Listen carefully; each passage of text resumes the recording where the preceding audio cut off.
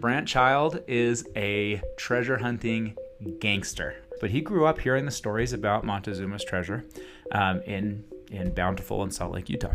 In 1983, Brant Child, he moves to Kanab, ingratiates himself into the Kanab treasure hunting community, I guess. Fairly quickly starts to diverge a little bit from the mainstream theory of where it is. Formulate this theory that the treasure was moved about 10 miles west in what's called Three Lakes Canyon. It's right along Highway 89. So he starts searching over there. And as he's searching, he finds an Indian symbol carved into the ground that looks like an arrow that points right to the biggest of these ponds, which is called Three Lakes Pond. So Brant Child does the first gangster thing, which is he just buys the property.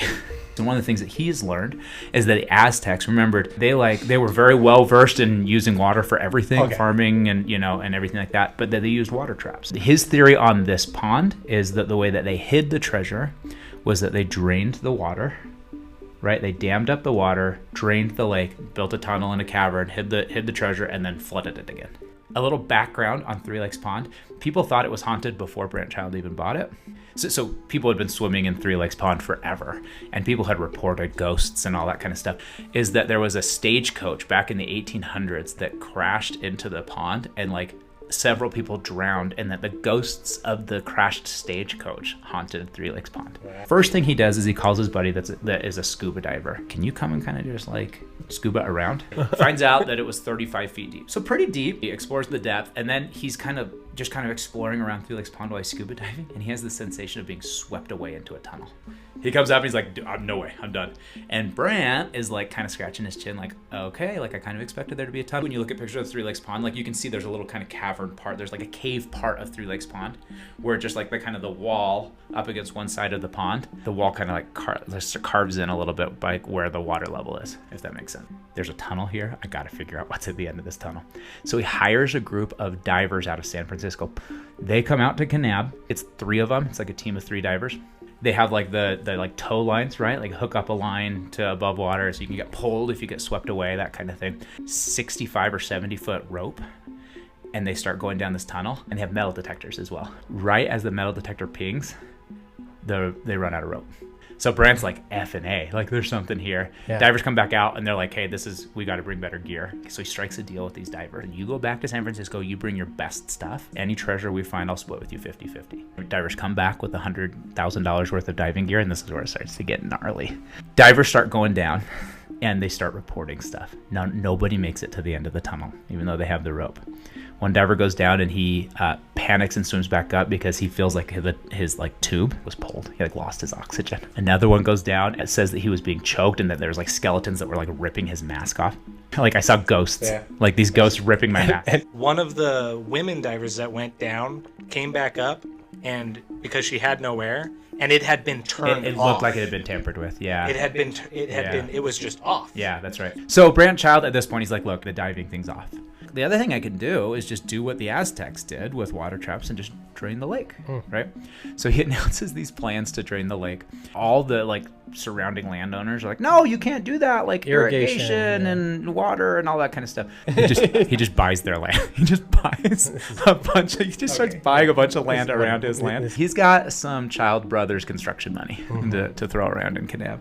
And around this time, the Department of Fish and Wildlife come to his property, and they discover a tiny little snail called the Kanab amber snail, which had recently been identified as a endangered species. By the way, this is the second habitat that we have identified for the Kanab amber snail. You want to know where the other habitat is? In the Grand Canyon, on the bed of the Colorado River at a stretch of the Grand Canyon. Do you remember Jake Johnson? Yeah. James White? Horse boy. Yeah. Other thing to know about snails. The Aztecs used snails in their symbology as well. Some people say that the shell was a sign of they used it as a symbol of protection. Fish and Wildlife tell Brant Child there's a $50,000 fine for every single snail that you kill. In December 1991, news breaks that somebody has released 10 geese onto Brant Child's property near Three Lakes Pond. Fun fact about geese, you know what they love to eat? They like snails. They love Oh, no way. snails. So Brant Child, he was the one that like alerted the authorities about this. And he's like, I don't want anybody to think that I was involved in this or that I'm an accomplice. There's some whisperings that like Brandt Child would give a little wink and a nod later on when people are like, hey, tell me about the geese. The geese are going to eat the snails and it's a $50,000 fine. Like, what do we do? Some trooper in Kanab was like, I'm going to shoot him. Getting ready to roll up to Brandt Child's property to just slaughter these 10 geese. And I guess like a couple of news reporters caught wind and like were there waiting for him to like film him murdering these geese. Oh. Day in the life in Kanab, Utah. So I guess that I go back to the office and we're like, I guess the trooper, and I like imagine this as like the state trooper who's like, I got a gun, I'll fix this. They're like, let's not do that. And they ended up catching the geese and relocating the geese. I just love the idea that Brandt Child's like, all right, I know a way around this whole Kanab amber snail situation. Who's got 10 geese? Brandt Child moves on to plan number 3. What if we kind of just start drilling, right? Drill holes down from the surface to see if we can't like get into some caverns or whatever. So he has a buddy that's got a drill. They drill and they penetrate through something, and a couple things happen. The guy pulls the drill out, and the second he pulls the drill out, he gets this like funky smell. The other thing is that there's flecks of gold on the drill. Lon Child, who is Brandt Child's son, and Brandt Child no way. both talk about they see flecks of gold on the drill. When gold is underwater for Yeah. No, this is a true thing. I looked this up. Thousands of years, whatever. That it produces toxic gases. And by the way, this is true. Miners have to worry about this. It puts toxic gas out into the air, and also it releases kind of toxic liquid into the ground around there and everything like that. It's a thing. So they pack it up for the day, right? Drill guy, the driller thriller, goes home that night, dies of a heart attack. Oh. That kind of puts a little bit of a halt on the drilling plan. That rig is still there. The brother of the driller is too afraid to go get it.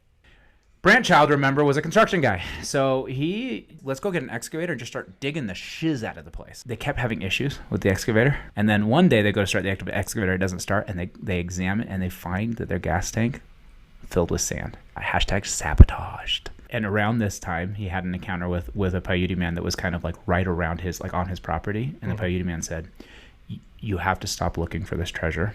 It's not the time. And you're not the person. If you don't stop looking, something terrible is going to happen. Scuba Steve got strangled by ghosts. My driller guy died. I've also heard the stories of, kids getting bit by rattlesnakes and dying and all sorts of things. Like there's a lot of death that follows this Montezuma treasure. And so the story of Brandt Child searching for the treasure kind of stops here. And later, in September 2002, he's driving down Highway 89 and hits a horse in the middle of the road.